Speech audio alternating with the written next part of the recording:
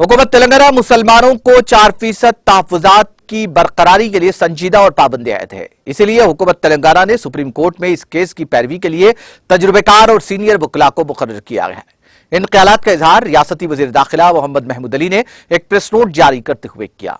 उन्होंने कहा कि वज़ीर आला के चंद्रशेखर राव मुसलमानों के मौजूदा 4% रिजर्वेशन को बरकरार रखने के लिए काफी संजीदा हैं। इसलिए वज़ीर आला सुप्रीम कोर्ट में मुस्लिम रिजर्वेशन के लिए मुतय्यन वकला डॉक्टर राजीव धवन, राकेश द्विवेदी और दीगर माविन वकला से मुसलसल राब्ते में हैं और केस का जायजा ले रहे हैं।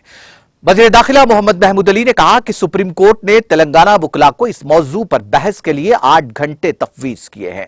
उन्होंने कहा कि मुकर्रर शुदा वकला इस केस को संजीदगी से हल करने की कोशिश में मसरूफ हैं। उन्होंने कहा कि डॉक्टर राजीव धवन और राकेश द्विवेदी को बतौर असिस्टेंट सुप्रीम कोर्ट के 2 मुस्लिम वकला शमसुद्दीन और निजामुद्दीन को मुकर्रर किया गया है ताकि केस की पूरी शिद्दत के साथ पैरवी की जा सके और मौजूदा मुस्लिम तहफ़्फ़ुज़ात को बरकरार रखा जा सके। उन्होंने कहा कि हुकूमत तेलंगाना इस केस को हल करने में काफी संजीदा है। वज़ीर दाखिला मोहम्मद महमूद अली ने कहा कि इस केस को हल करने और कामयाबी हासिल करने के लिए माहिरीन वकला और कानून साजों से मुशावरत जारी है।